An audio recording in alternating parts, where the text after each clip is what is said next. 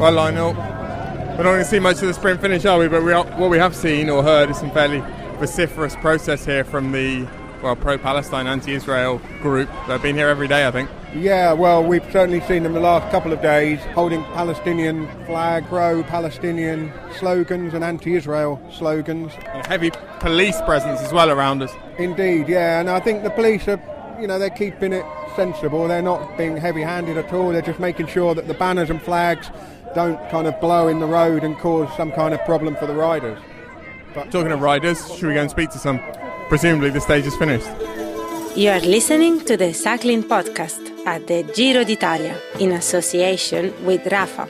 From grand tours to group rides, the Champs-Élysées to coffee stops, Rafa exists to celebrate the world's most beautiful sport. Today we are in Nervesa della Battaglia. Kotze čitene kotze, kotze vištine, nus pigude šikora, nus pigude šikora.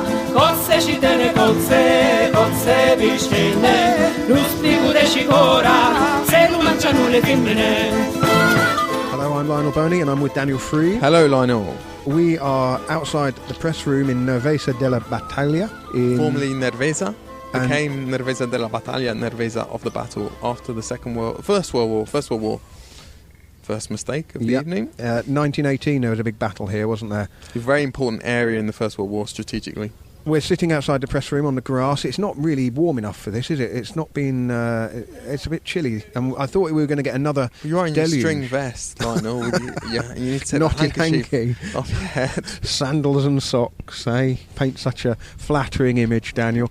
Well, earlier we saw the race whiz by. We were at about 600 metres to go. That point on the course was notable because there was a pro-Palestine and, it has to be said, anti-Israeli demonstration.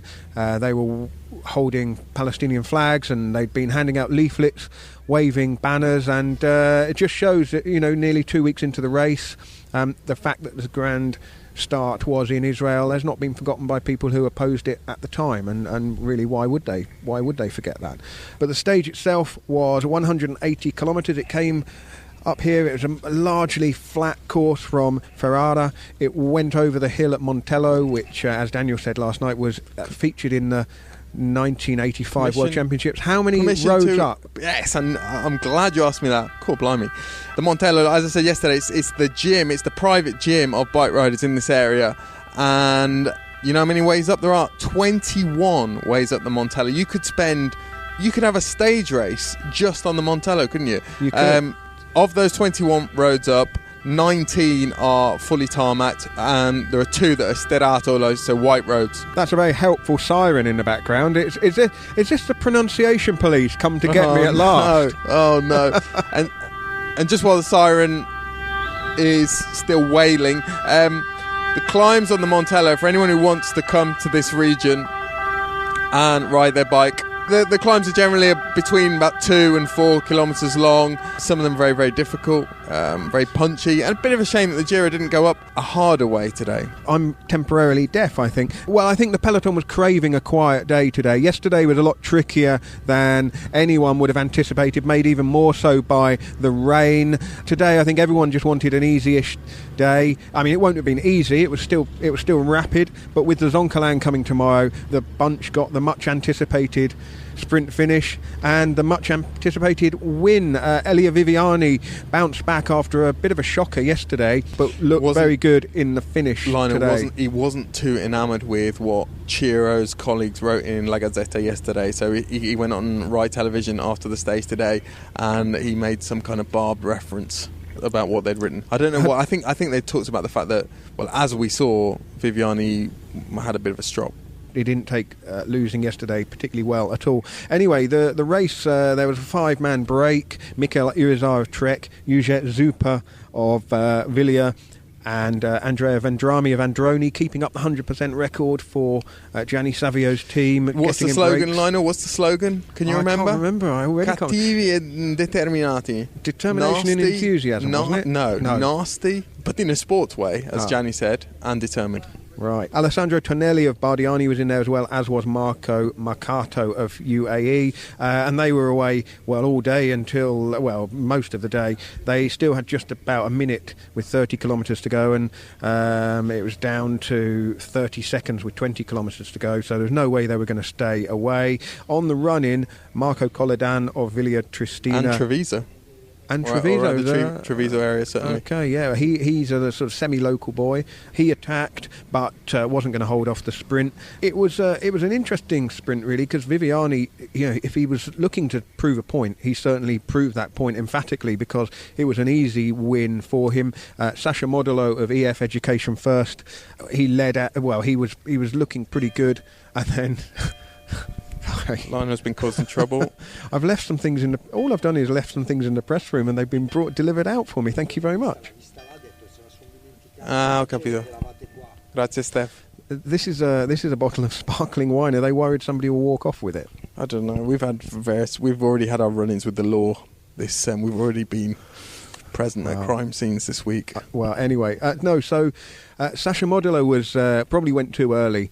Another local rider didn't look like it wasn't convincing enough. Anyway, Viviani came from deep and won convincingly, and then Sam Bennett sort of came up on the other side and didn't have enough and wasn't going to close the gap, but did get second place. Viviani had also pinched 3 points at the intermediate sprint, so if his Ciclamino jersey was looking in any doubt yesterday, it's very firmly on his shoulders again today. Yesterday's 18-point lead is now 40 points. The other notable thing that happened today was that Esteban Chavez of Mitchelton-Scott, who had been second overall not that long ago, he was the last man over the line, quarter of an hour down, and almost 5 minutes behind the rider just in front of him. We saw a lot of riders coming in. Well, as you'll be able to see if you look at the results, there were a lot of fairly decent climbers as well who came in pretty late today. Tony Martin was one of the one of the last guys on the road, just moseying in. He's had a pretty anonymous Giro d'Italia, particularly when we've talked about these punchy finishes, and there would have been some latitude for a finisseur to make some headway in this Giro d'Italia. And Tony Martin is very good at going away in the closing stages. We've just been joined by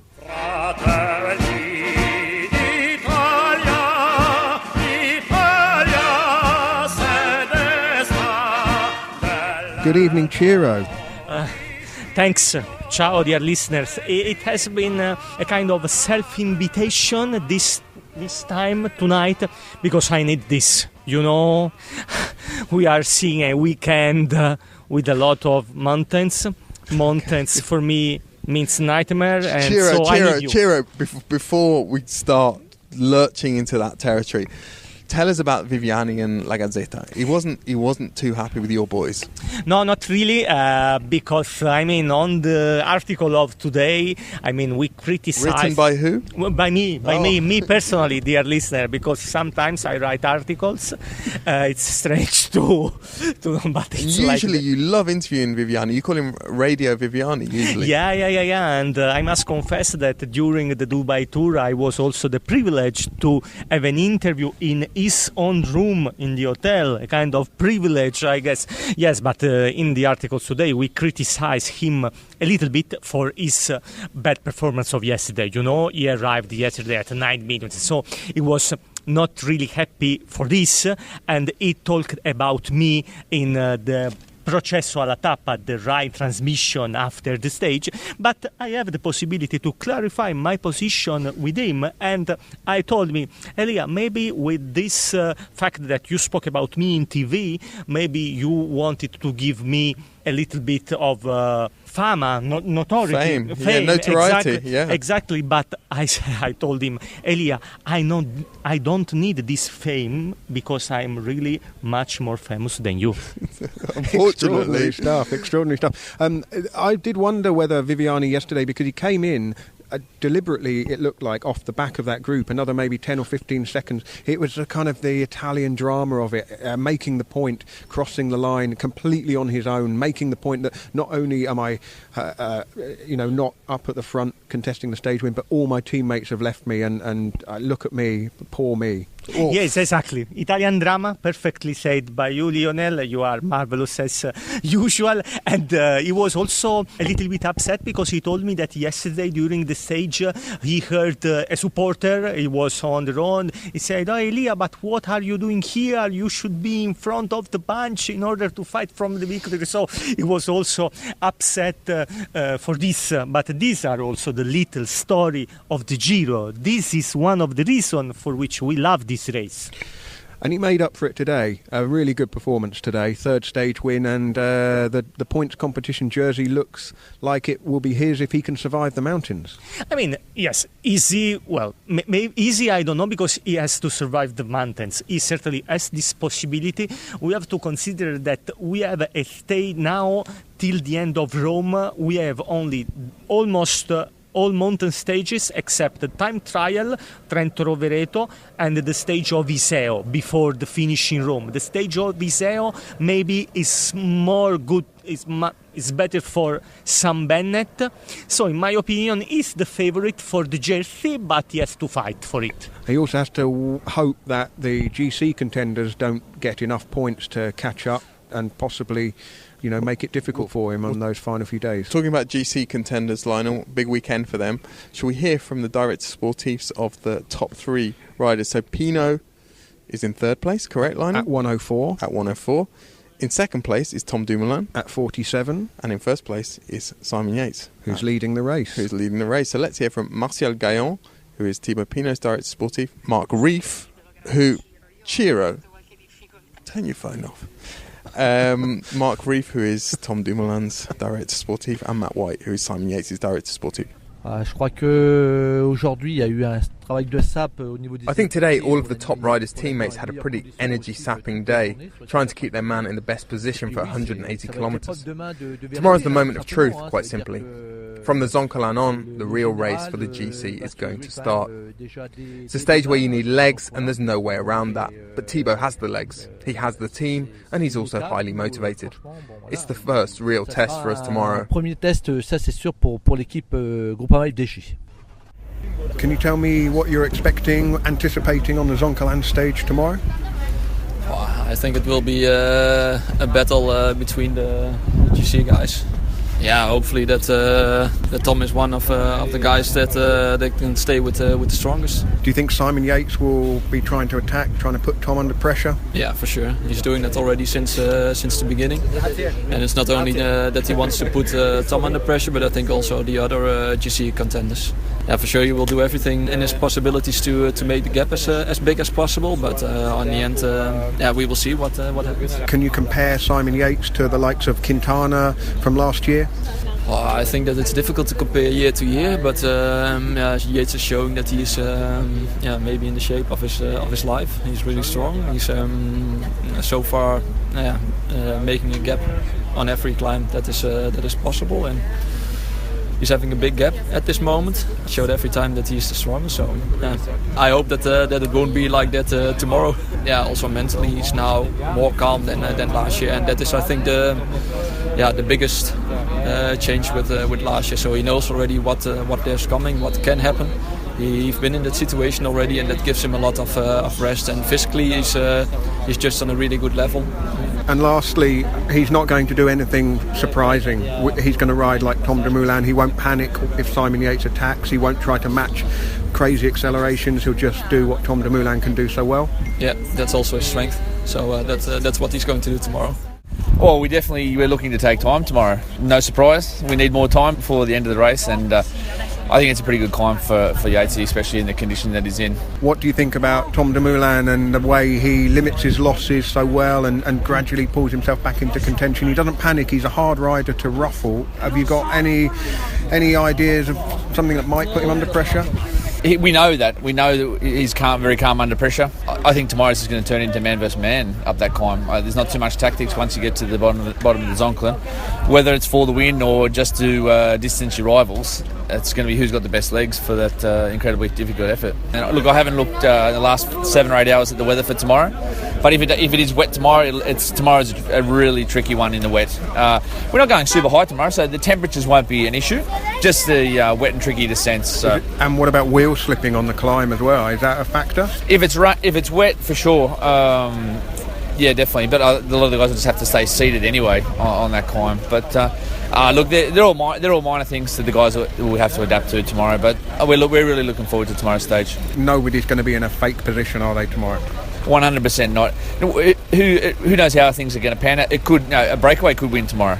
Highly unlikely. But no, for us defending the jersey, going for the win would be a bonus because there's that extra 10 seconds. But no, we've got a long way to go. So. Yeah, who knows what happened, but Michael Rogers has won here before in a breakaway, and it definitely could happen. But if it does, there'll be a race within a race, and that'll be one up front and one with the big GC contenders. Ciro, we heard from the director sportifs of those three riders, Pinot, Dumoulin and Yates. How do you see the battle between those three going into this weekend and the Zoncolan? Well, certainly Yates now is the favorite for the pink jersey, I guess, and normally on the Zoncolan he should gain time about Dumoulin because he needs more time, and because in time trial on the paper certainly Dumoulin is stronger than him. But we have also to consider this. So far, this Giro has been very hard. Almost every day, except from today, but almost every day has been very hard. And apart from Pozzovivo, all the main contenders for the GC are quite young. I mean, Yates 19.2, Dumoulin 90, Pinot 90. I mean, so we can't know really well now how they can react to the third week. Certainly Dumoulin more because he already won last year, but I don't think that this Giro is already ended. I mean, with the victory of Yates, I mean that there are a lot of things to happen still. Italy got to know Tom Dumoulin last year, and I think fell in love with him. He fell in love with the Giro. I think he won Italy over. But what's the impression of Simon Yates in Italy and in the media particularly?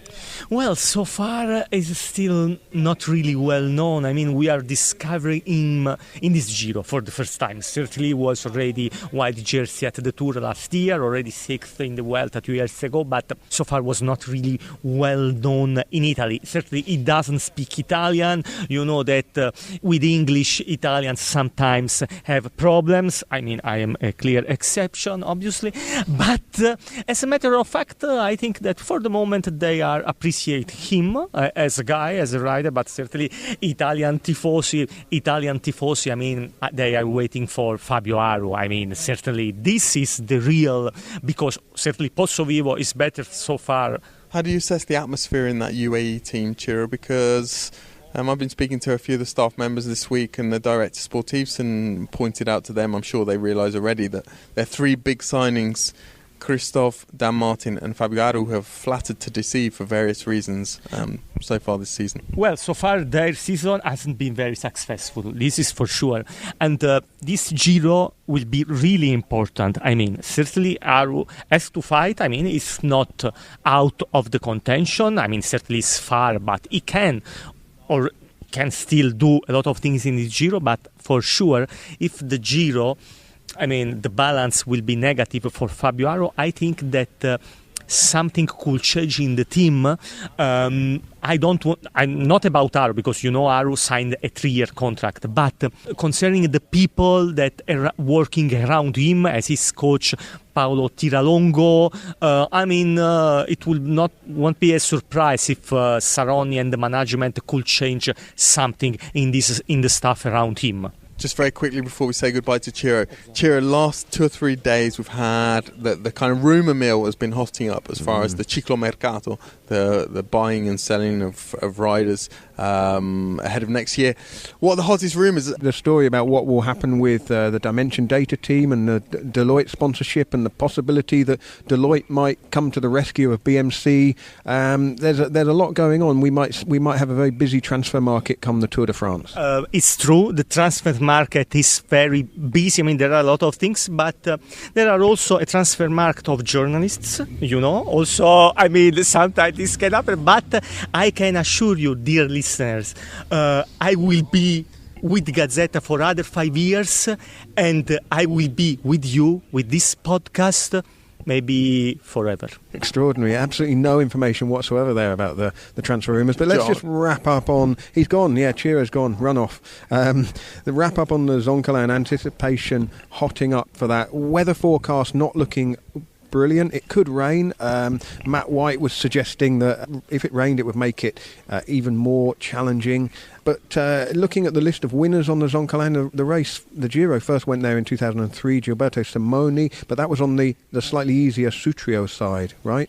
Yeah, the Sutrio side, well, the last 3 kilometres from that side are incredibly difficult, but the first sort of 3/4 of the climb are a lot easier than the side we'll go up tomorrow. Simoni won again in 2007 from the Ovado side, which will be used tomorrow. Ivan Basso won there in 2010. Igor Anton, the only former winner on the Zoncolan who's in the race this year, he won in 2011, and Mick Rogers in 2014, and that was from a break. So what Matt White said there about possibly if a break does go and gets a big enough advantage, they could contest the stage win. I should just also mention that the Giro Rosa will be visiting the Zoncolan this July from the Ovaro side for the first time. Fabiana Luperini won from the Sutrio side in the Giro Femminile, as it was called then, 1997 that was. So I mean, it's the Zoncolan, it's a sort of modern classic of the Giro, isn't it? It's I mean, in terms of difficulty, where does it fit with, say, something like the Angliru from the Vuelta? Well, I think it's the core of the Angliru. There are various different measures of the sort of coefficients and algorithms that can be used to quantify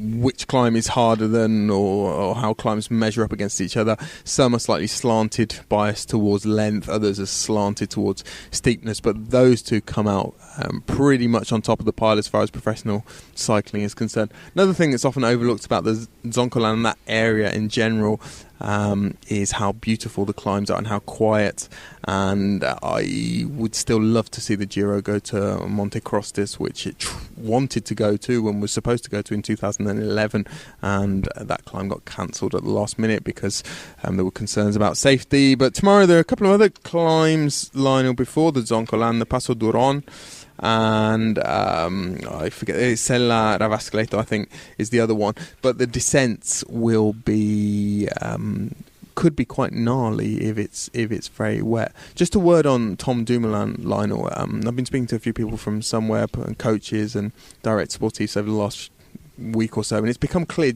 that the incredible extent to which they plan everything here at the Giro and plan everything for Tom Dumoulin. And tomorrow on the Zoncolan, they've got a plan pretty much for Dumoulin's wattage in every kilometre of the Zoncolan. This despite having not been able to recce the Zoncolan. They tried, Arthur van Dongen, the direct sportif, tried earlier in the year, and I think just before Tirreno, and it was snowbound, so they couldn't get up there. However, if you're looking for good omens, they also were foiled in their attempts to recce a lot of climbs last year because of snow, and Tom Dumoulin won the Giro. Well, we know what we're expecting tomorrow. We're expecting attack versus defence, and I don't mean that in a disrespectful sense to Tom Dumoulin, but he will ride the way he rode last year, limiting losses and choosing his moments to closing gaps gradually. He won't be jumping about if Simon Yates starts jumping about, I wouldn't have thought. Smallest gear tomorrow, Tom Dumoulin 34-32. It would be that way around, wouldn't it? It wouldn't be the other way around, no. It would be that way around, yes.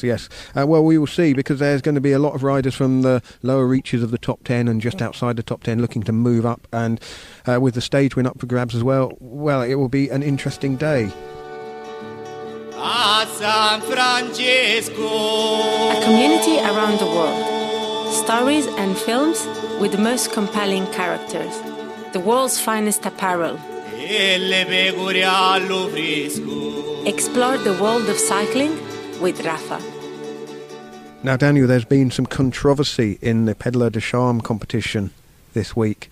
I mean, I can see Friends of the Podcast specials being made about this in years to come. I don't really get involved in Pedalo de Champs. No, standard. Last night I read out the nominations, and I've been overruled by the competitions committee, which I can hear stampeding into Venice Airport this evening. So the nominations are now on Twitter. If you go to our Twitter handle, cycling_podcast, you can vote. Sam Bennett is leading the way quite convincingly at the moment. Luis Leon Sanchez, Esteban Chavez and Marco Frapporti need your support. So, I'm saying nothing. But the Pedalo de Champs prize will be a Rafa Pedalo de Champs t-shirt. We will hand that out to the winner. You can buy one if you wish on rafa.cc or go to thecyclingpodcast.com/shop. But I think this week's Pedalo de Champs will be mired in controversy for years, decades to come. Talking of controversy. Is that really him? Well, it's a bloke leaving Michele Ferrari's house on a it looked like a Celeste Bianchi bike. Wow, steady on. We don't want people to draw any conclusions as to who's visiting Dr. Michele Ferrari. It definitely wasn't anyone in team kit, was it, Lionel?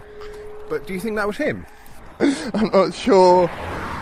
I think he was going at a decent old clip there, Lionel. He might be in Rovigo by the time we catch up with him. Oh, what a shame. I'm sure he'd wanted to chat, meet the cycling podcast. All dressed in black, wasn't he? Well, that's so frustrating. We might have just seen him. We were 75 metres away. Definitely in his house. Can only have been his address. Do you think he's going to the start? Not impossible.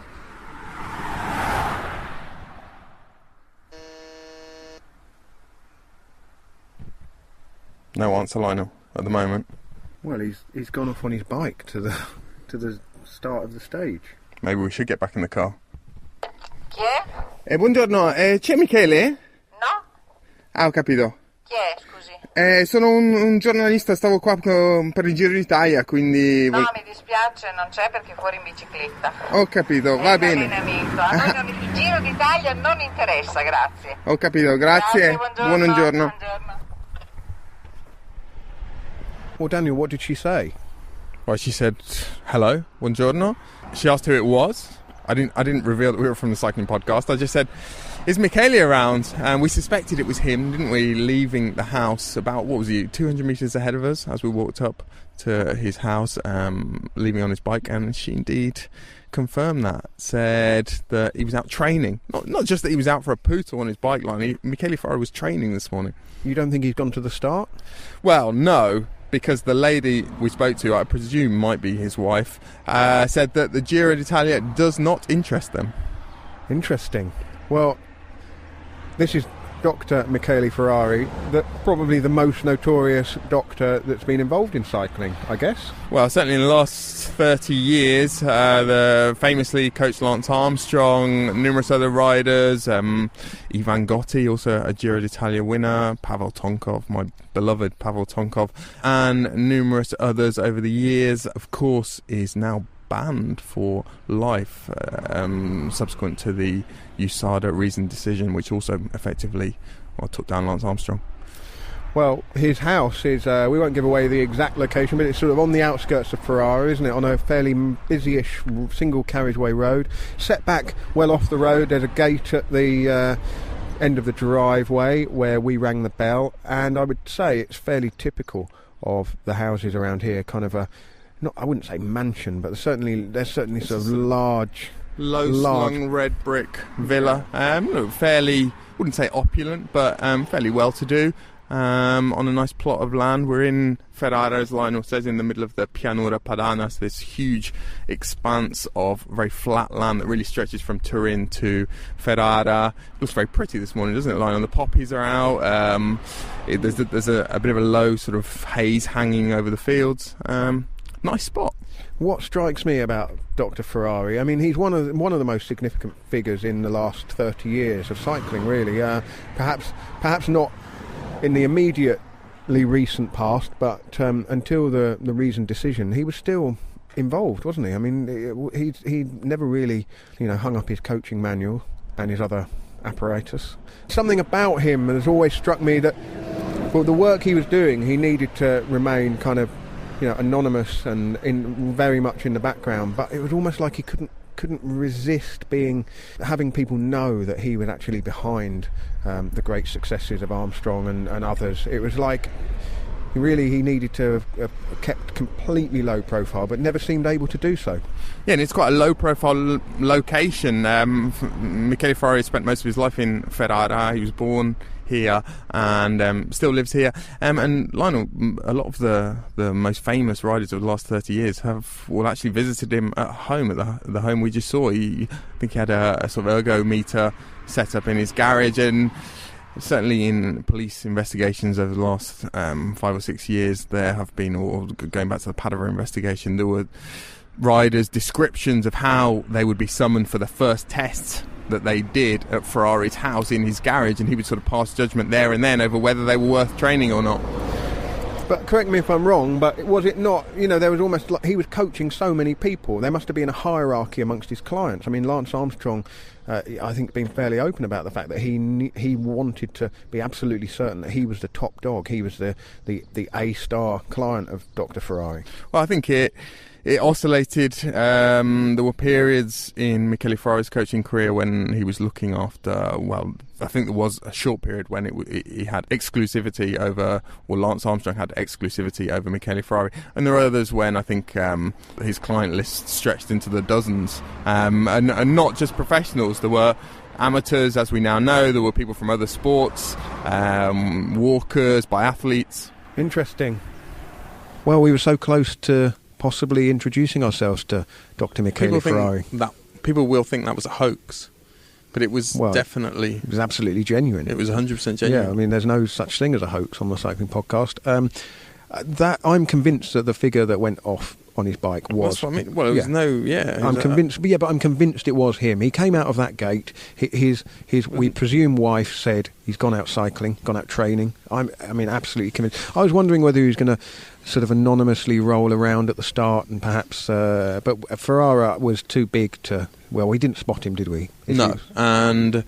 actually, I've not heard too many rumours of late, Lionel, that Michele Ferrari is working in the peloton. Usually, not a season doesn't really go by without there being some sort of rumour or speculation that such and such a rider is now working with Ferrari, when Ferrari's banned, of course, for life. But it's all gone pretty quiet on that front. And understandably. Well, yeah, understandably. And his son, Stefano, was pretty much heading up the organisation or the operation in the latter years of Ferrari's activity, as we found out through police investigations. Fascinating story, though, and the way that Dr. Ferrari's work shaped race results for 2 decades. Amazing. So a question from Stephen Waters, a good question. Like most racing cyclists, I try to maintain a healthy diet during the racing season. The one exception I allow myself is 3 generous scoops of Ben & Jerry's ice cream on a Saturday evening after dinner. My question is, as a majority of my races, which are time trials, take place on a Sunday morning, would I be better to postpone my ice cream fix to the Sunday night, or are the extra calories a good boost for marginal gains the following morning? Well, you're in good company, Stephen, because...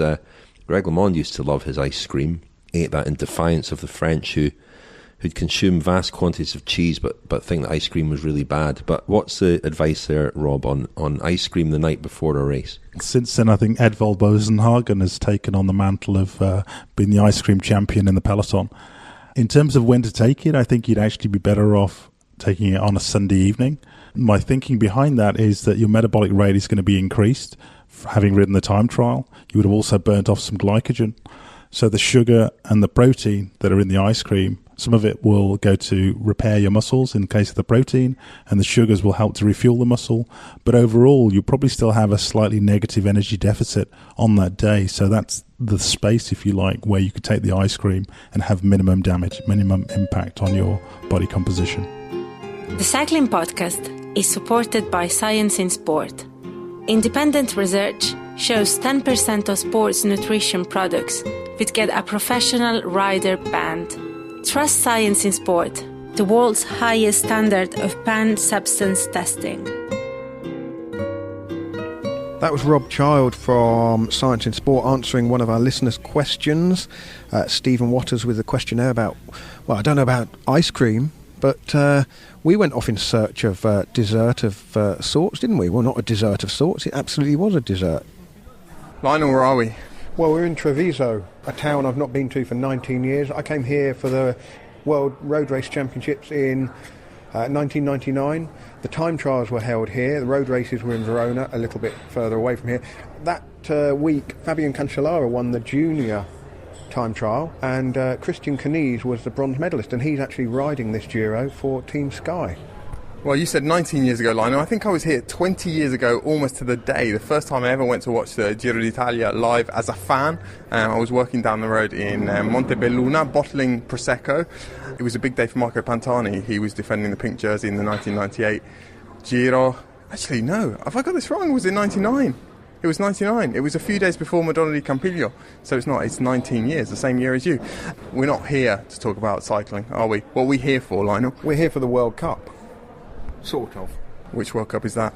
Well, the Tiramisu World Cup.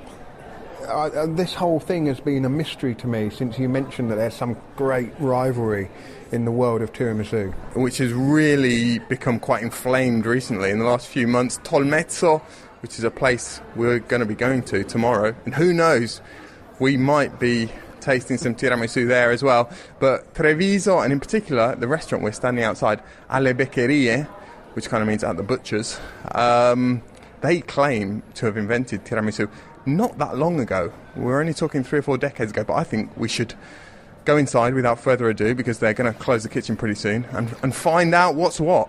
Can I just say, I normally find tiramisu a little bit underwhelming. It's ubiquitous, isn't it, in Britain, in kind of mid-range Italian-ish restaurants. So I'm interested to see what the authentic tiramisu is like.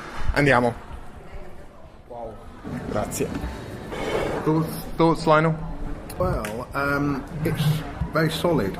It's like a brick. It's on a huge plate. It is on a huge plate. Sbagliato in che senso? La registrazione del nostro chef. Sì. Okay, so now we're going to get a tiramisu gone wrong, which is a speciality of the chef here. So this is presumably the traditional, the original and best. We're going to get a tiramisu sbagliato as well. Right. Well, first impressions, firm. Tasty, quite bitter chocolate on the top. Incredibly smooth and creamy though. A lot of chocolate on the top, isn't it? Not getting a lot of the booze in there. You learned a bit, Lionel, haven't you, about the controversial recent history of tiramisu, and one of the points of contention is whether there should be any alcohol in it or not. And we understand that in this particular version, which claims to be, well, they claim it to be the original, Marsala wine is not used. And that's because children and the elderly might eat it, apparently. True story. Yeah. Una spuma di mascarpone e un pane al caffè. Ho capito. Vediamo un po' come veniva fatto in principio. So, Lionel, there's a Prosecco jelly at the bottom, mascarpone, and then on top it's a bread soaked in coffee. Yes. This is it's almost like tiramisu sbagliato. Yes. Si chiama. It's a tiramisu gone wrong. But deconstructed, really, isn't it? Deconstructed. The tiramisu gone wrong really does live up to the name Pick Me Up, because it's got a good... It's gone very right, hasn't it? It's the got tiramisu. a good hit of Prosecco in that Prosecco jelly. Nice. Very strong coffee flavour. So I think we're going to get some information now, Lionel. I'm Andrea Corletto and I work in a restaurant Beccheria. In principio non si diceva tiramisù, ma si diceva... So what was the gist of all that, Daniel?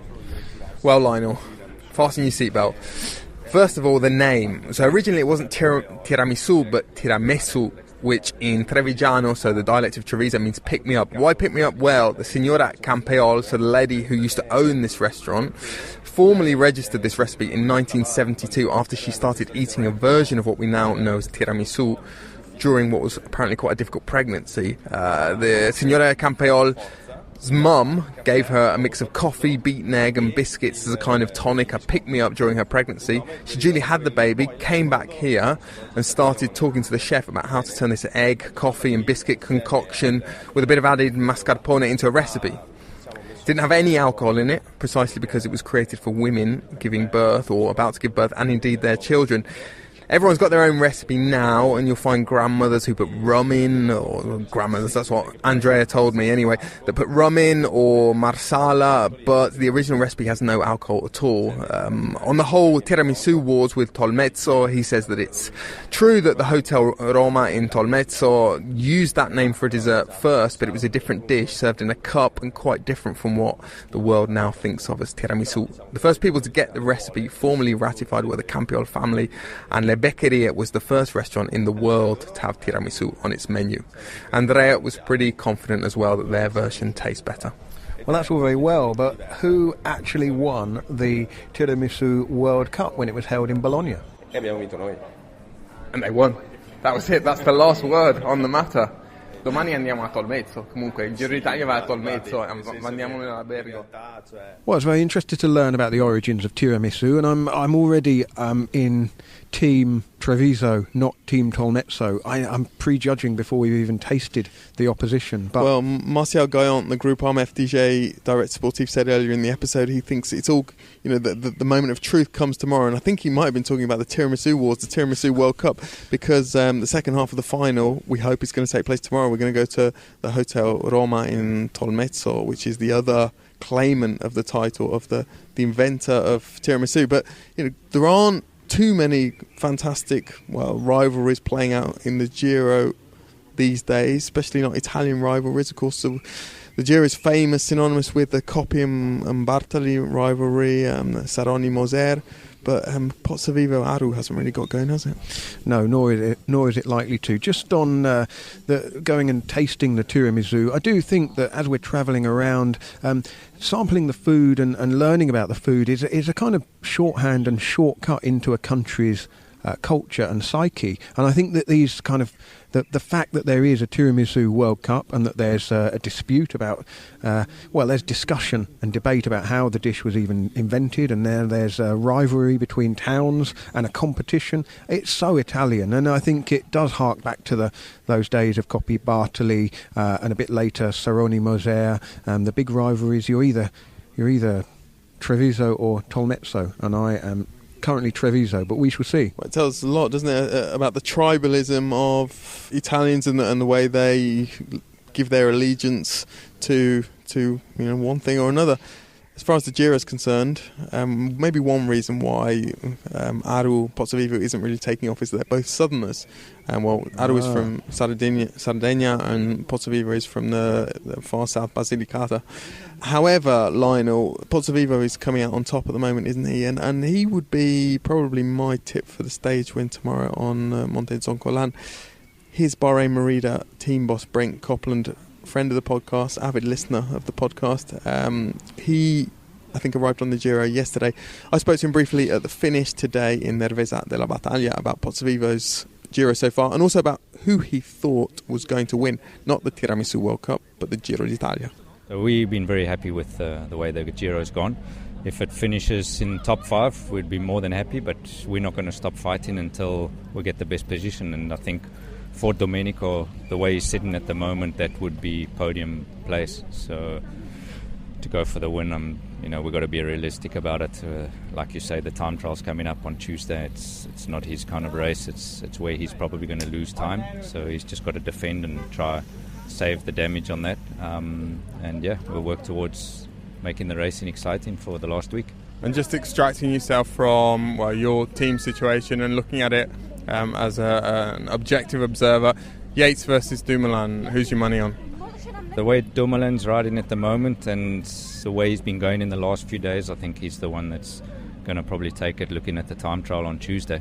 The pink jersey and the leader's jersey does amazing things to the mind, so I think Simon's in a perfect place to be able to defend that, and Mitchelton-Scott's got a fantastic team to look after it, so I think it's going to be a good race for sure, but on paper I think Dumoulin is the one.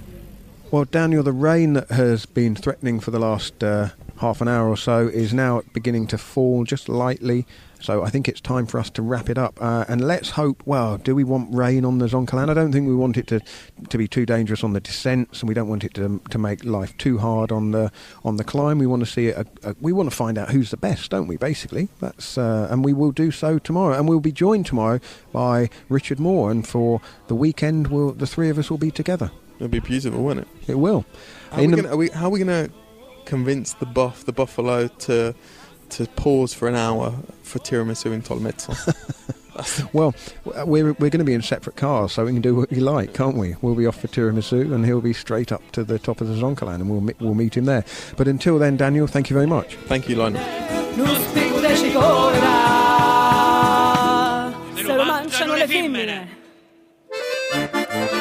A community around the world.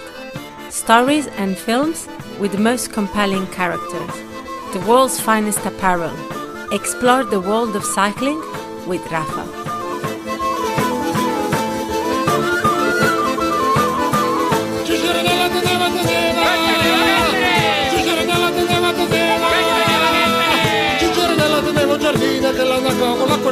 Giardina che la